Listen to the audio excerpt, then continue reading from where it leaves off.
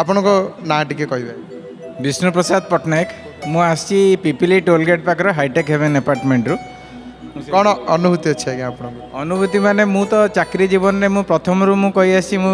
जेबठी चाकरी कले आज पर्यंत सुरखुरे मोर चाकरी जीवन चली आसी मु कृषि विभाग में कार्य करुली एवं प्रथमे तो बहुत जगह बाहर रही कोरापुट अन्य जगह सुंदरगढ़ अन्य जगह रही किंतु मु पुरी जिला को मु जेतेबेले कोरोना पीरियड रे मोर ट्रांसफर हो जाता गंजाम जिला को सेतेबेले मु टिके कष्टरे थिली ब्रह्मपुर रे रही किंतु तापरे मु चेष्टा करी माने जगन्नाथ पाखे टिके अधिया पड़ली एवं सेतेबेले मोर ये घरटा हाईटेक हेवन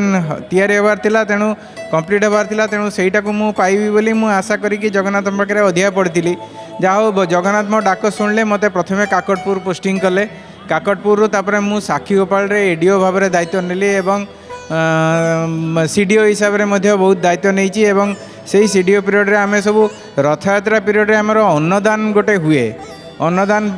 जो योजना हुए से मो प्रच्छन्न हाथ अच्छी मुझे आज पर्यंत मोर जारी रही मु रिटायर्ड हेली 31 डिसेम्बर रु तथापि मोर चेष्टा करी जेते पर्यंत जीवन तमाम मु चेष्टा करी रथयात्रा रे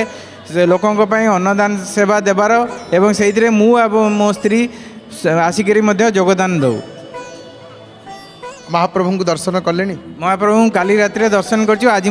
जीवु दर्शन करने को सेटा तो दर्शन माने मु रिटायरमेंट पर मोर पेंशन कागज पे टिके डेरी हो जाता तेणु जनवरी मसरे आसपार नथली तथापि फेब्रुआरी मसरे चेष्टा करी आसी एवं एथरका प्रति मसरे आसबि मु दर्शन करने को तेणु सहीटा मोर माने बड़ विशेष अनुभूति कारण जगन्नाथ अपार करुणारू आम मैंने समस्ते भलरे अच्छु एवं मो स्त्री देह खराब थिले आम दी जन जाक